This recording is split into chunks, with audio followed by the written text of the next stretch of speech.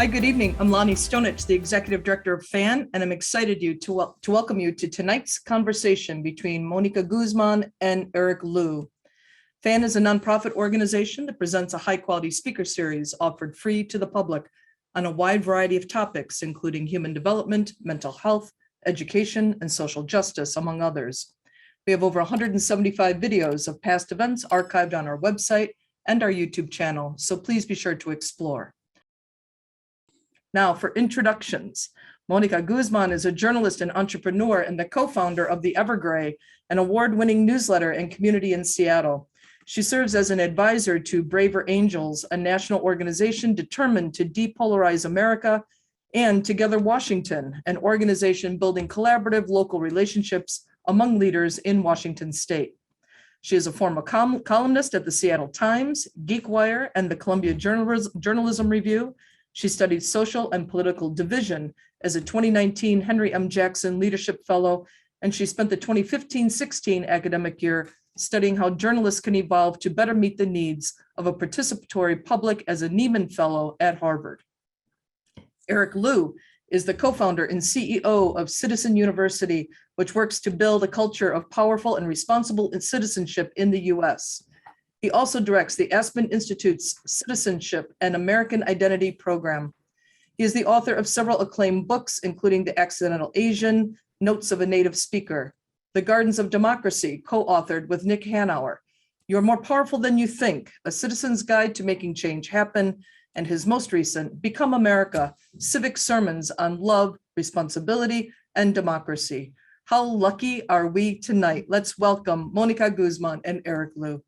Lonnie, thank you so much for that just beautiful introduction and for running such a tight ship and for really bringing together this great community from all across the country. I see some people already have posted some questions who I know from Seattle, and I know that so many of your partners and sponsors are in Chicagoland area, and we just appreciate all of you for being with us tonight.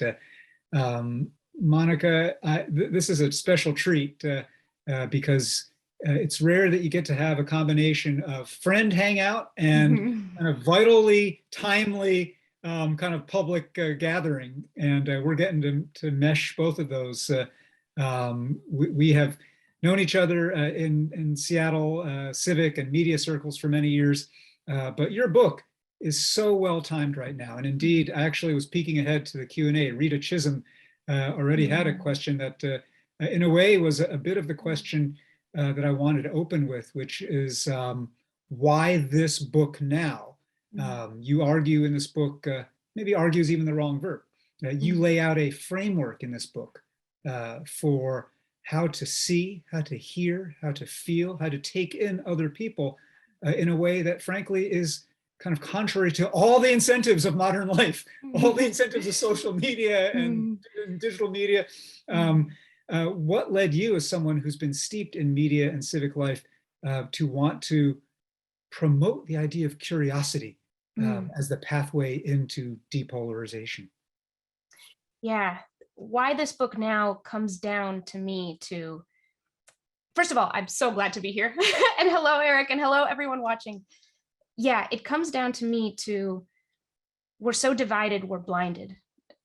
We've gotten to the point where the misperceptions that surround us, the silos that we find ourselves in, you mentioned social media, there's also all media, which for a lot of understandable economic reasons, traffics on our attention, and in order to get our attention has to have a very narrow, defined set of audiences or groups that it reaches, which means that it's incentivized to then reflect those audiences, which means that it's incentivized to reflect their perspectives, their emotions. And that's a wonderful thing, except at a time of such high anxiety and mistrust. It begins to amplify that kind of mistrust. There's some really eye-opening social science research that is showing us that when people look across, the book focuses on the political divide, which is a really harsh one. People look across the political divide to the other side, and they're asked to guess at the perspectives there. We are way off from both the red and the blue side, which are the kind of key binary. Looking out, we don't see each other. we are not fluent in perspectives. And it's worth asking, how can we pretend to be informed when we are not informed about people? When people themselves seem to have eluded us, when certainty has really taken over our consciousness, because of course, at a time of fear and anxiety, we reach for certainty. We want the answer that is convenient and that is proximate because we need an answer right now because things are high stakes and we're a little bit scared and the world's wild. And so we do that, but at what cost? And it's at the cost of seeing each other. And by the way, I'm going to take this Alexa and put it out of the way because it's distracting me. I don't know about all of you. Hang on. Alexa can just be quiet with her light for a minute. Okay. Alexa's listening and is mad at you now. So Sorry, I'm having trouble hearing. Sorry. Say that again. All good. All good. We're good. There's a recent movie out that is kind of begins with this plot line, actually, Kimmy, but it's a murder mystery. So we're not going that direction. We're not going there. But I want to pick up on a couple things you said right off the bat here, Monica. You know, again, for people who have not yet heard a whole lot about this book, it really is making the case for the return of this central, I'm going to use an old-fashioned word, virtue, a civic virtue of curiosity. And in a different time, it would seem unremarkable to encourage curiosity, but for the reasons that you just said, in this time, so toxically divided and polarized, where so many institutions are incented to keep dividing us that way, curiosity is in short supply. And so one of the questions that follows from that is, you know, you're not just encouraging people in an individualized self-help way to be more curious. You are saying that, but you're also suggesting something that is deeper about culture.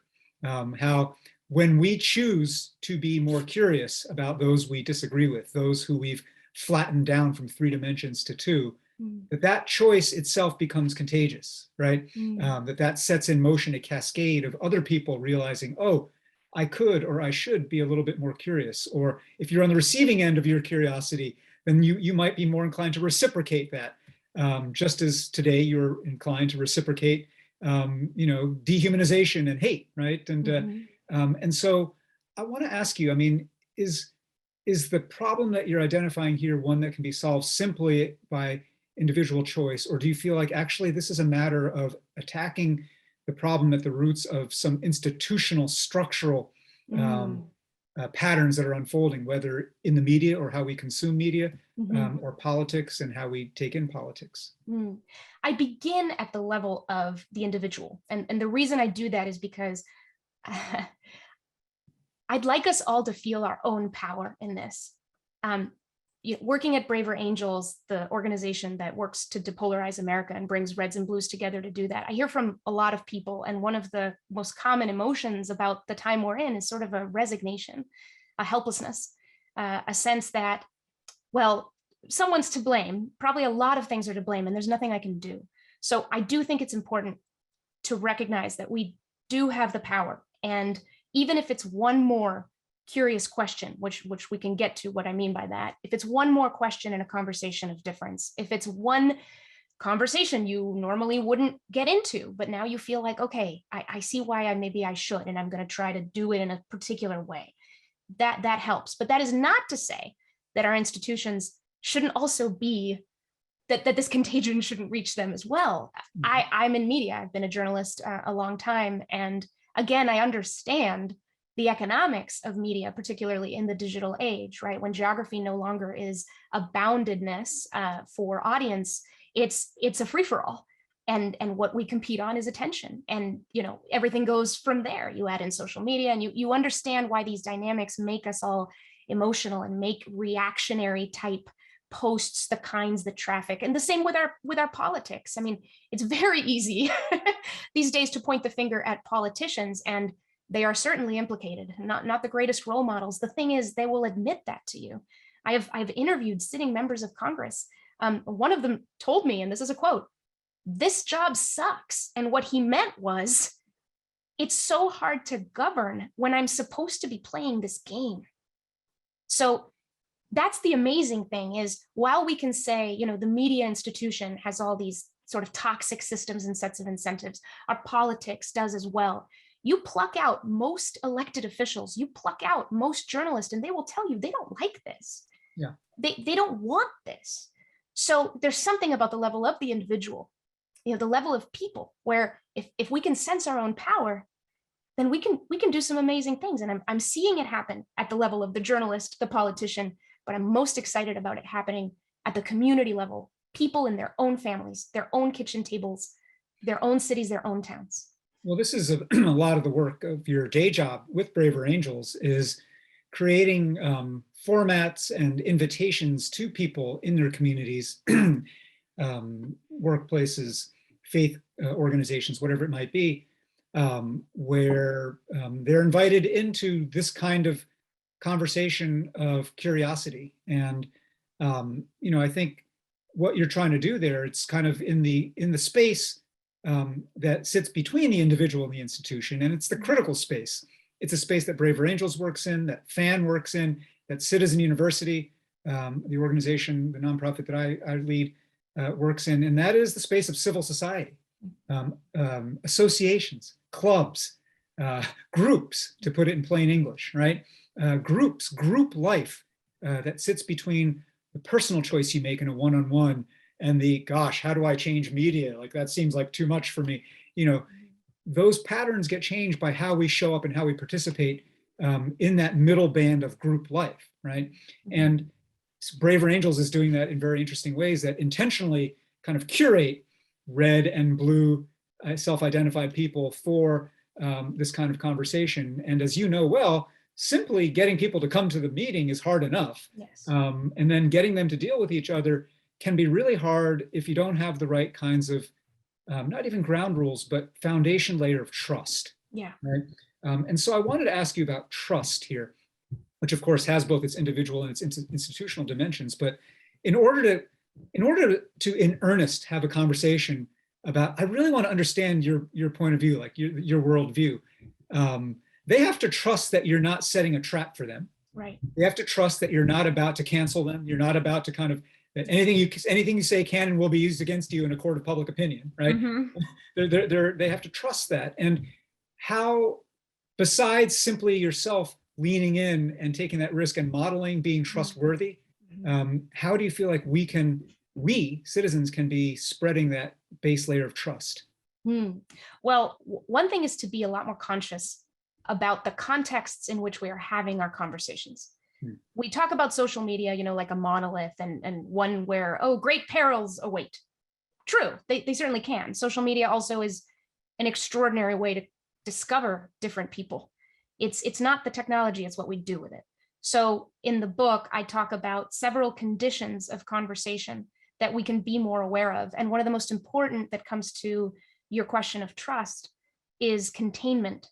So many of our conversations on social media are not contained to the people actually participating in the conversation, meaning that if it's Facebook, if it's Instagram, there's somebody speaking and there might be people commenting, but then there's a lot of invisible listeners, right? There's witnesses to that conversation. Now, what happens is that the less contained a conversation is, the more likely it is that people will be tempted to perform perspectives rather than share honest ones. And there's many understandable reasons for this, including, you mentioned groups, right? Belonging is such an important part of the human experience. And we have an idea of who we are and what groups we belong to and what identities matter to us. And so we have to make sure that whatever we say aligns with our sense of who we need to be for others. Now, in some ways, we all perform all the time, but on social media, performance is really brought to another level in these uncontained conversations. But that is the power of the one-to-one contained conversation. That is where trust can be built in almost any situation. Mm-hmm. I get asked all the time, what about conversations with people who just believe lies, who are steeped in misinformation? And usually what people think is, man, then we have to be responsible not to platform terrible ideas or whatnot. And yes, absolutely. A certain sense of responsibility is just a good civic duty there. But it really only we really only need be all that afraid of that in uncontained spaces. The one-to-one conversation is a place where we can safely explore perspectives underneath even the most unsavory conclusions, to see what's there, but also, and maybe most importantly, to hear each other, because people cannot hear unless they're heard. That's one of the most critical challenges of our time right now. And so if we can do that, if even, it sounds small, but these things add up. If we can do that just a little bit more, I think it could have some surprising impacts on how much bad actors out there can exploit unheard concerns, unacknowledged fears, to the detriment of our society.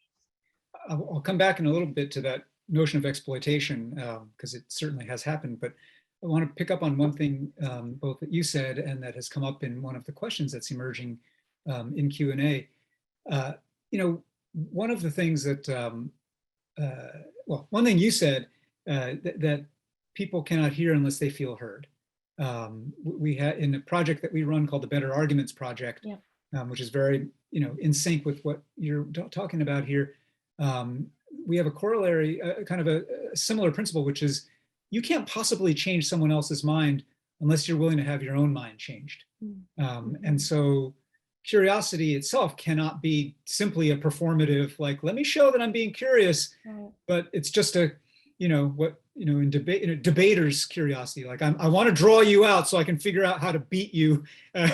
We see through that. Most people see through that. Right? And so the sincerity of that curiosity and the sincerity of whether you are yourself willing to have your mind changed and be open to a different perspective is part of that. But the other corollary also is something that you said at the outset, just, whether in a one-on-one or even in a group context, the first principle we have at the Better Arguments Project is take winning off the table.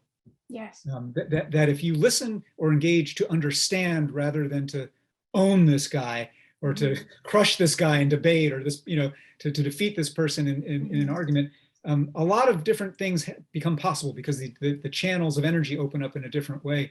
Yeah. And this makes sense in a certain kind of one-on-one conversation, especially when it's been curated by an organization like yours and you've got people who've kind of come in this way. But another question that's come up in Q&A is about one of the patterns and, realistically about how we've gotten so polarized as a country over this last decade plus.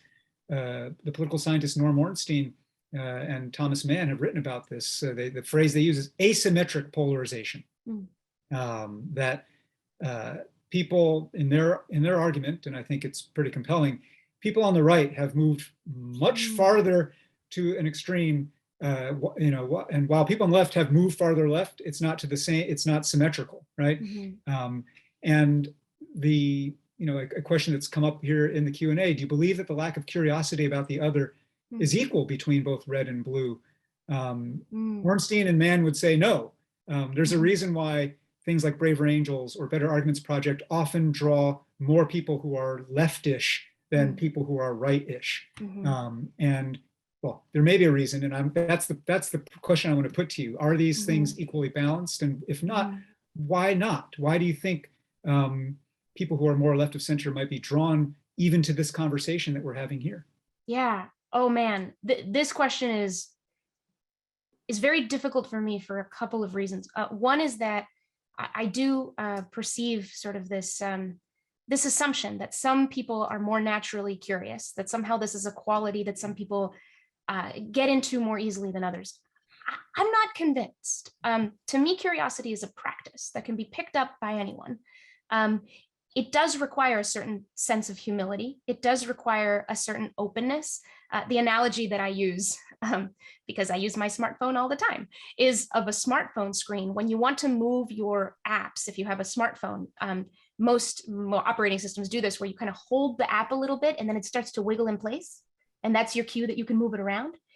That to me is the perfect way that we should be holding our ideas in a conversation across difference. Because if we see them as fixed in place, then we could come into a conversation going, well, my job here is just to represent myself and defend myself at all costs. But the truth of the matter is, you can't understand a mind you're trying to outmaneuver or defeat. You can't. I believe these are two separate operations, and you can't do them both at the same time. You have to pick one, right?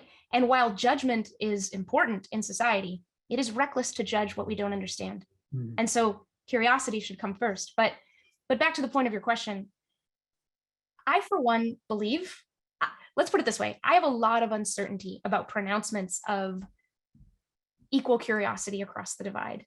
And the reason I have a lot of uncertainty is because of the polarized blindness that we're in right now. Mhm. Whoever makes these pronouncements is sitting at some point in that spectrum. And I don't know, probably has their own kind of ideas of what natural curiosity really is. But I'm not convinced that we've thought about it hard enough. And I for one, am not ready to believe the assumption that I think, and again, others may make compelling cases, but I'm not ready to believe that folks on the right are less curious, or that they have a harder time getting curious.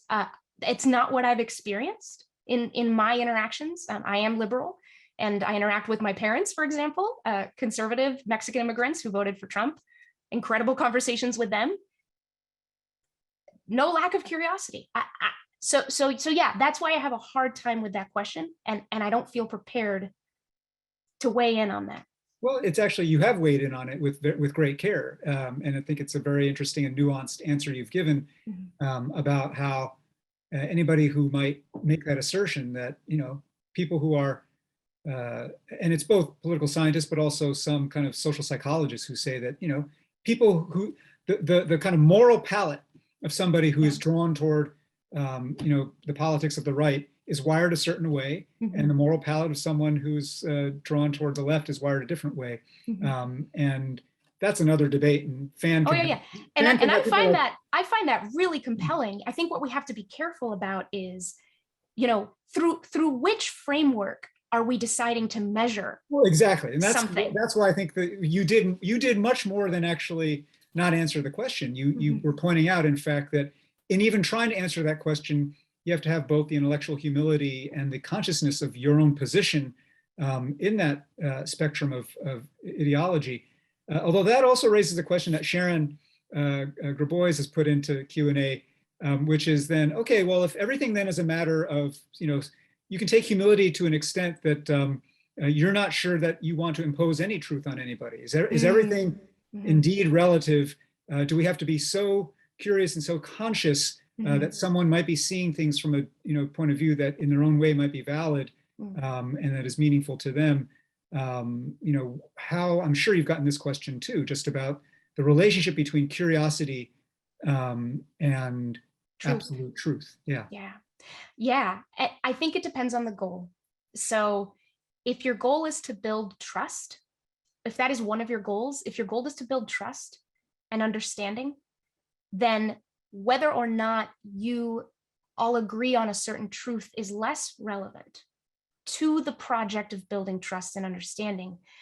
But I would say that the more trust and understanding you build, the more effectively you could engage in a collective search for truth with the person you're talking about.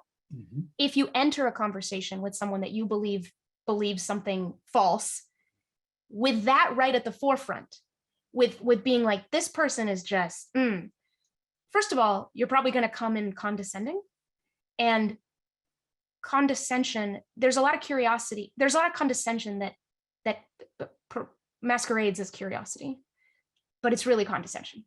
It's really, oh, tell me, how did you come to that ridiculous view? People see through that too. And that doesn't get us anywhere. So I think when it comes to building trust, the factuality of things may not be as relevant. I know that might be difficult to hear, especially because right now, what could matter more than truth? And I'm a journalist. I agree. Truth is paramount. Truth is extremely important. But here's the thing: as a journalist, trust me, I've been plagued by this kind of question.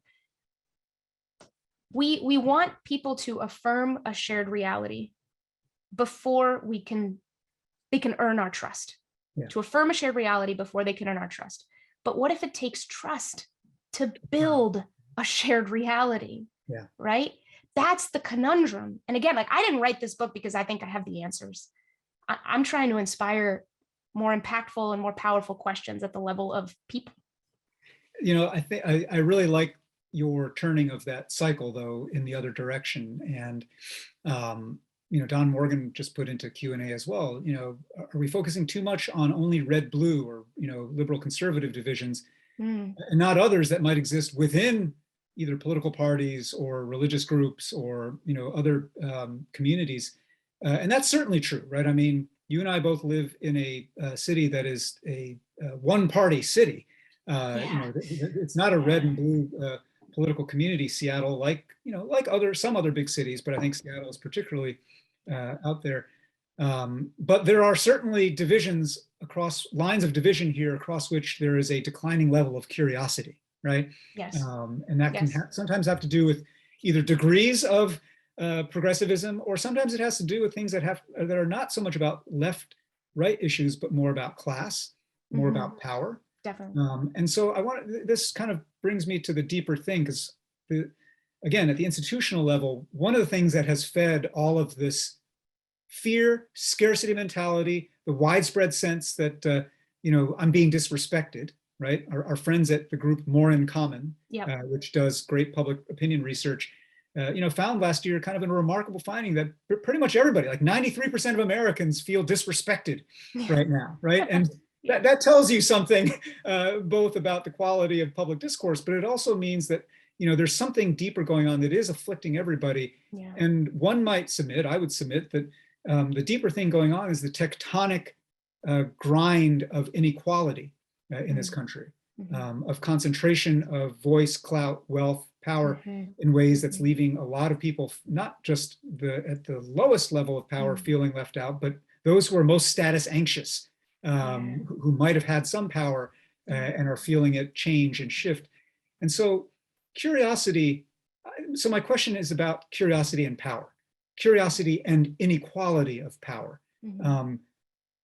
When you encourage people to engage, particularly in one-on-one conversations that are fueled with the spirit of curiosity, are you asking them to put aside for the moment their imbalances in power? Are you asking them to set aside the fact that maybe this person has the power to hurt me, you know, politically, culturally, physically, otherwise? And if so, what are the terms on which you want people to kind of try to make that covenant in coming into a conversation? What a wonderful question. So another of the conditions of conversation that I think we can be more aware of is what I call parity. So whether there is equal power in a conversation. Whether there is equal power in a conversation does not need to be related to whatever our narratives are, whatever beliefs we hold about our relative power in society writ large. I talk about conversation. To me is so much more than just people talking. We say we are in conversation. Conversation is my favorite place to be. It is a place, it is a context, it is unique in every iteration. Right now, you and I are meeting in this moment, right? You, Eric Liu, have walked a certain path to this, and I, Mónica Guzmán, have walked a certain path to this, and we are in conversation. And we have parity. There's like a certain sense of we see each other and we are listening to each other equally, and neither of us believes that one of us is over the other. I believe that that condition can exist in a conversation regardless of the power imbalances that exist outside of it. But that takes the people walking into the conversation really believing that themselves. I have seen it happen. To me, that is what a true like personal connection, when we say I've made a personal connection with someone, I think that's what we mean, you know, is that whatever exists out there maybe may not matter that much just in the context of this conversation. That's how powerful and magical of a place it can be. So that's my first answer, but this is obviously complicated. So one way to put that is personal connection, but another way to describe what you've just said is equal citizenship. Yeah. I mean, I think that is actually, when people get cynical and roll their eyes at the idea of how can you possibly have equal citizenship if you have this much material inequality? And the answer is, are there spaces in conversations where our voices can matter equally? Exactly. And And those are the ones that we want to build. Those Right. are the ones that we want. And again, we look to platforms like social media. There's different ways that we don't converse in parity. If I post something and you comment, I could hide your comment. I could block you, right? So, you know, those may not be the greatest spaces, but yeah, but in person is a particularly powerful place to find parity. The other dimension of curiosity, of course, in these times, and this goes back to that earlier question about things that may not be about red-blue divides per se, but something that has to do with a word you used a moment ago, certainty or certitude. Righteous certitude plagues both the left and the right, or parts of both the left and the right. And a lot of the work we do at Citizen University is about creating spaces and gatherings where people can actually release some of that righteous certitude with that and embrace a little bit of doubt. And that's not relativistic. There is truth, and there are kind of points of moral clarity and North Stars, but to actually release certitude. And one of the hardest obstacles right now in the realm of identity politics is that the incentives, again, are not only toward certitude, but the incentives are toward aligning with an idea that if some people say that some ideas or words are troubling or disrespecting, then and if enough people kind of pile onto that idea, then, you know, of course, this is cancel culture, right? Yeah. Then we should not be allowed to name, say, or Right. otherwise surface those words or ideas. The question that I have for you is about not just curiosity and cancel culture, but curiosity and, you know, you often hear, why should I as a person of color, why should I as an Asian American engage with curiosity with somebody who sees me as a perpetual foreigner, who sees me as completely un-American, whose worldview is part of what's been feeding a lot of these hate crimes in this, you know, toward Asian Americans. That's a little epidemic around the country now. Why should I have to do that work, right? And I'm sure you've heard. I'm sure you've asked that question many times. What is your answer to that as a matter of promoting curiosity? Yeah, you know, as you were talking about, you know, ideas and people gathering around an idea and having a certain agreement, the image that came into my mind is shelter. I think right now in our political ideological discourse, there are ideas, groups of ideas under which you could find shelter. And this is the temptation to answer someone's question about a controversial issue with whatever the latest talking point you heard was, with whatever meme made an impact and seemed popular. You want to share ideas that feel safe, that have a shelter. Now, I personally, I am more interested in everyone sharing their deep down honest concerns. I don't know how we build an honest and good society without that, without people being able to put all of that on the table. And that's tricky and complicated for a lot of reasons, but I would rather create a context where people don't feel that they have to go and find shelter under popular ideas or familiar ideas or ideas that make their side comfortable, and that rather we actually give each other the permission and the strength to reach down inside ourselves and ask ourselves, based on our experiences and our particular value stack, how we feel and what we think about the world around us and what truly concerns us. And that to me is like, that's the ideal. So to your question about, you know, I'm a person of color, I should not have to do this work. I shouldn't have to carry the burden. I have a lot of questions. One of the things is, are you sure? And I'm speaking to myself and to, you know, anyone who would ask this, and I've asked this of myself many times. Are you sure that you carry that burden? And it's only you? Look around.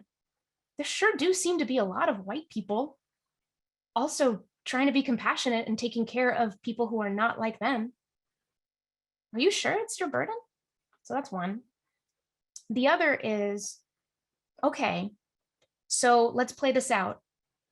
It is okay. It does not have to be on me to go across the divide and get curious. All right, first off, I do want to be clear. I do want to be very clear that in my book and in my own kind of thinking about this, I don't think, I'm going to be crass about it, I'm not saying everyone go talk to a Nazi tomorrow. What I tend to hear in this particular objection is the assumption that being curious means being curious in the hardest possible way right now. It doesn't. John Powell, whom you might know from the Othering and Belonging Institute, wonderful thinker on all of these things, tells a great story about a pastor who once asked him, "John, are you asking me to bridge with the devil?" And John said, "Well, maybe don't start there." So, if you're a person of color, if you're anything, if you're someone who believes this or that, it doesn't not just need to be about this race spectrum we're talking about, right? If you're on one side of any divide and you feel that the people on the other side are harming you, are seeing you as a foreigner, don't understand you, do not respect you, and therefore you don't want to put yourself, in that's okay. This is a personal decision. You're only going to do this when you're ready and in the ways that you want. So it's not talk to a Nazi tomorrow. It's go to the edges of wherever your curiosity has felt comfortable and push the edge just a little bit more. One more question in a conversation. That's all it takes. So I want to make that clear. Yeah. But then I want to make one other point, which Yeah. is this. So I began this conversation by saying that I wrote this book because we're so divided, we're blinded, right? And if too many of us say, it's not my work to cross the divide, those people don't understand and don't see me fully for what I am, so I will make sure they never get the opportunity. Yeah. Does that make sense?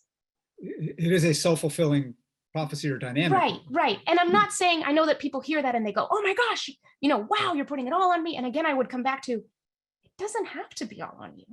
Yeah. It's that scarcity mindset that makes us think it's all on me. We have split ourselves up into these groups. Why? As if we're not working on this together. Why? Of course we would be so afraid if we really thought only me and another Latina could possibly, really? That doesn't have to be the case. But you've made 2 points, though, yeah. To which I think there's a third to even fortify the thought further. I mean, your point first is it's not you alone. Your second point is maybe don't go to the edge case first, the bridge building with the Nazi. But when you said that, actually, the third thought that came to mind is curiosity.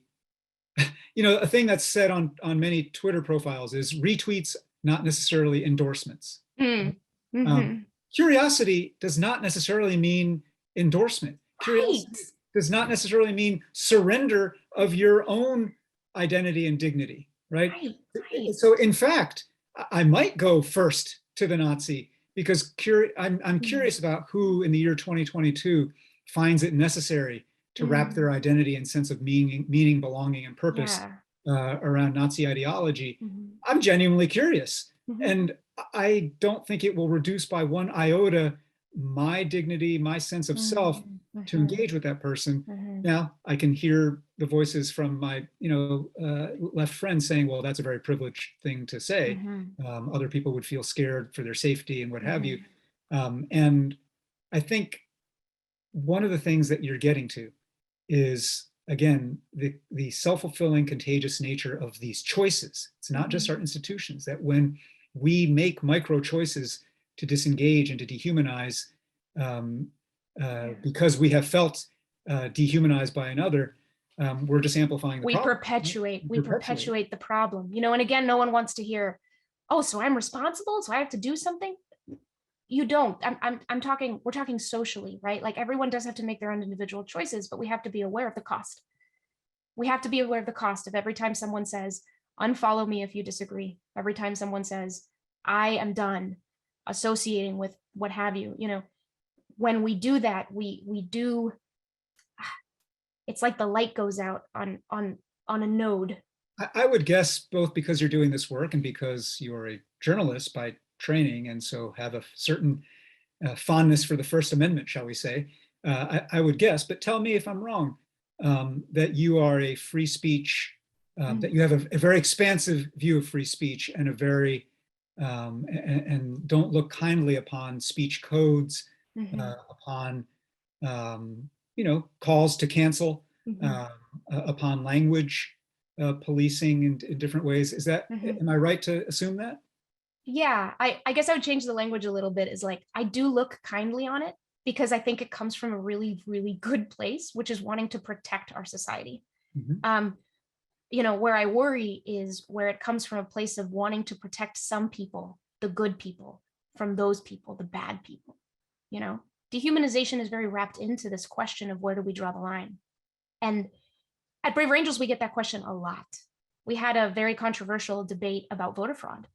And, last year, that was a big deal. And a lot of folks didn't appreciate that we would even have a conversation about that. And it was a very structured conversation. It was careful. It was about building trust and listening to people. It was not about, coming out with, sort of like that journalistic, well, these are the facts, ma'am. It was more about, this is a real divide that exists in our society. And so we must face it. We must face it, and we must listen for the concerns really underneath. So, but I do look kindly on it because, again, we all just want to protect each other, right? But I've been thinking about this later. It's like, I would rather live in a culture that is curious enough to welcome all perspectives and build the trust that is needed to fully see perspectives and not be so afraid of how they might stain us, and to see each other, accurately instead of across these misperceptions that skew everything.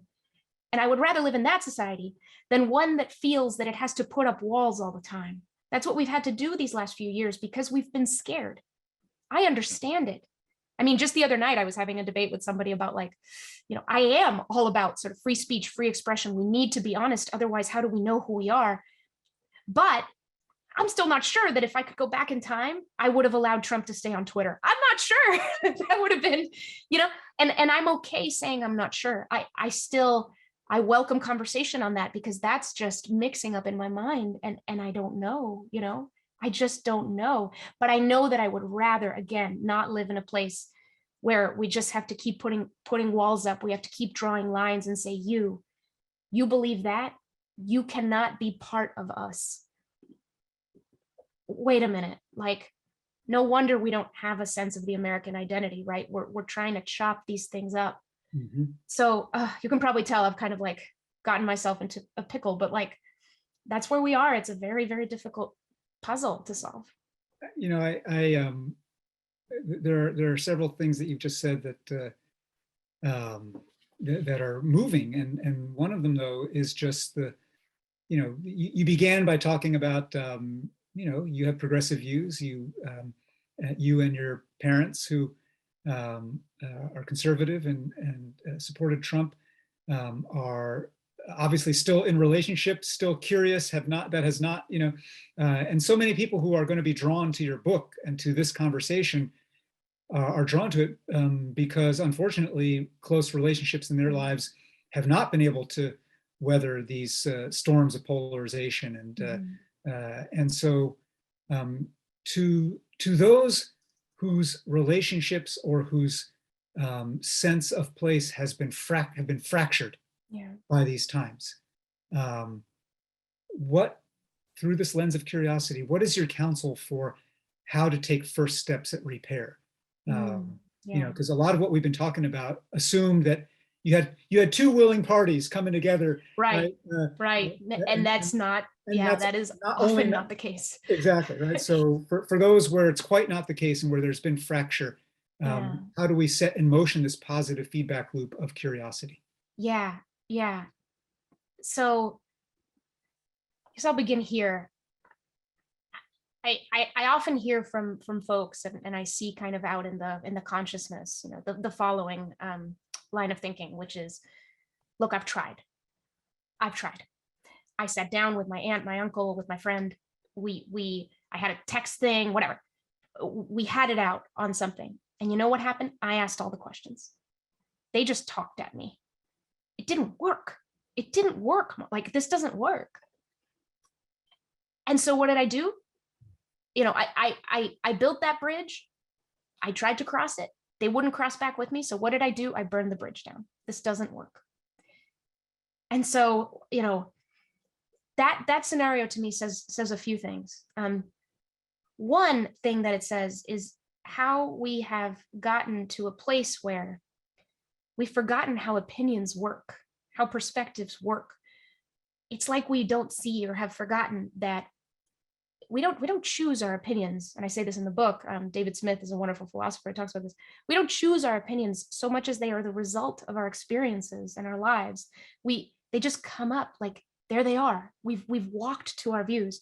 The idea, right, first of all, that we could sway someone within the course of a conversation, and that if they are not swayed, or if they are not ready to hear us, or, you know, if they are not equally present in the conversation curiously the way we want them to be in the course of that conversation, then that's it. It's the whole experiment's failed. And the truth of it is that, again, it's like we have such deep roots in our views. Whenever we even open ourselves up to another idea, if something is really part of our identity, or we're really aggrieved about it, it's going to take time, right? So sometimes when you approach a relative and you try to get curious and all you hear is them talking at you, it may not be what you think it is. It may not be a resistance forever to curiosity and engagement. What it might be is, oh my gosh, he's finally being heard. So heck, he's going to take the opportunity. He's going to talk at you for a while. And what I would say is, like, what if it's okay if you listened for a while? What if, right? And what if it takes several conversations?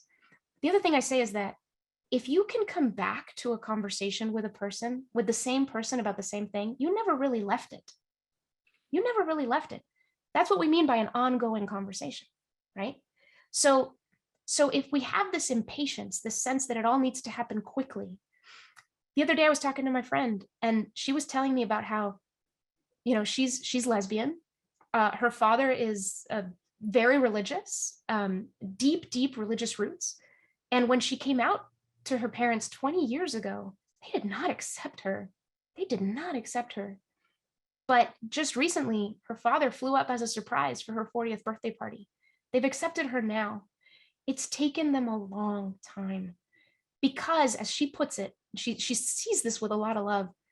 She sees that he needed to find his own way to feel like he could be a good Christian man in the way that meant to him, and have a lesbian daughter. And she saw him struggle. She saw her mother struggle, but they kept that bridge. They kept it. So yeah, so where I would conclude this is, the most important thing to do with a bridge is to keep it, not to cross it.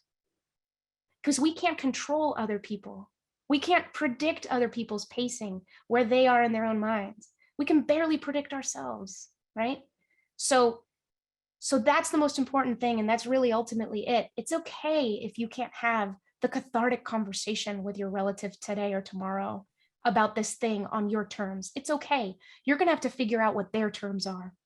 And you may have to play detective, but you'll probably need to be patient. And you'll have to you start by sort of valuing that something about the relationship is important enough to do the work. And I hope that is the case. I hope that more people can find their way to the idea that let me just keep the bridge. Let me just keep that bridge. And maybe someday they will want to cross it with me. And it may take time. I want to ask one final question before we'll return to bring Lonnie back in to weave in some other questions that have come in from participants.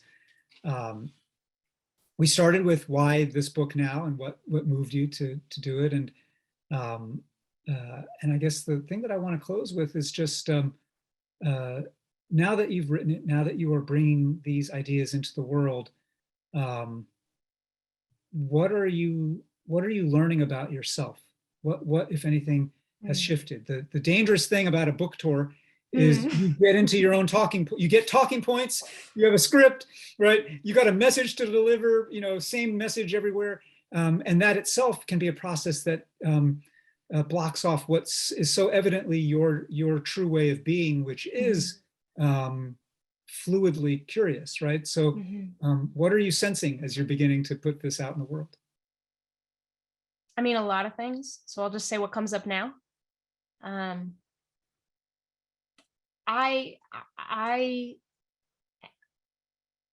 People are such incredible mysteries. They're such deep and wonderful mysteries. Even just this week, my book just came out. I'm hearing so many more stories from people who are not sure where to go to talk about the struggles they've had through whatever ways the divide has affected them, usually in their relationships and their families.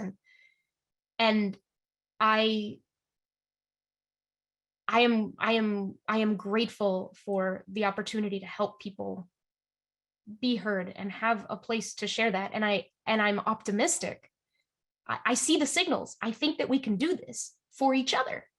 I do, and a lot of people have given up. No, I have more hope now than ever. And while I was writing this book, I really wasn't sure what this week was going to look like. But I can see it in other folks too. And actually, people that I thought, honestly, in my head would be really, really skeptical of this are not. And that's like, that's a good surprise to have. Yeah. Oh, really? Oh, okay. Yeah. No, totally. Let's talk about, so even very curious me, I suppose, if that's me, I had my own assumptions about people, and they're proving me wrong. Well, Mónica Guzmán, you have really been embodying everything you're talking about here, and the way that you embrace not only curiosity, but humility, useful measure of doubt, and deep empathy is something that I hope itself will become truly contagious. Lonnie, welcome back. Hi, Eric, I second that and echo that. People have been texting me, and just, I think part of what they're responding to here is that, Mónica, you're an interesting combination of, obviously you're a very smart, observant, experienced, fact-based journalist person. You move through the world. You're not just kind of la through the world, but you have so much, your compassion in your heart is very clear. So it's kind of this interesting combination of you're advocating for people to take on a task and a stance that you have a great deal of intellectual understanding of why it's important. And when you speak with such a clear urgency in your voice. It just suffuses your being. It's quite interesting to watch, to be honest. I mean, I don't know you very well. I'm just kind of getting to know you, and it's quite interesting. Eric, I want to thank you for a very thoughtful conversation. People have been also texting me about you as well, that they're finding such an openness, and they like how you've been integrating people's comments and pulling them in. So thank you so much for an excellent job. I want to remind everyone that we are going to be having an after hours with Mónica that'll be starting at, we're going to give her a 5-minute break. It'll be starting at 8:05 when we finish off here at 8 o'clock.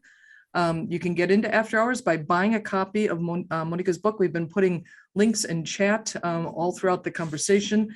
Fan is going to do a buy one, get one free on those books. So buy one from the bookstall. When you come to after hours, Fan's going to gift you a second book, which might be a great way to maybe build some of those bridges and those planks to each other, is by both people can read the book and maybe start there with a conversation. I'm going to flip to a question here that was submitted. And I think, I guess kind of what some of this is boiling down to that's coming in, that it kind of is falling into a bucket of, and I'm sure, Mónica, I like that you're feeling optimistic about some of the reaction you have, but I think what's also there is that people are just like, I just don't see how that's going to happen. You know, like that, a kind of a skepticism to it, a little bit of, and by the way, how far really do I have to go when it's just simply not, people aren't, they're operating in a non-factual framework. They're They've been fed a great deal of propaganda. They believe things that are simply not true. And I think what they're seeking is some tactics. Yeah.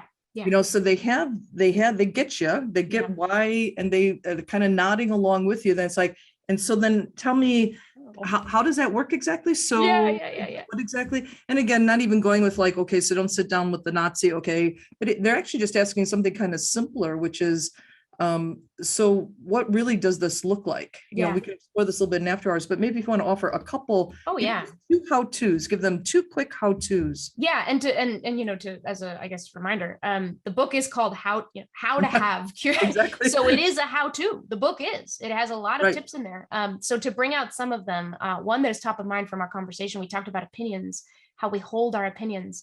When you express an opinion, talk about it as the snapshot of what's in your mind.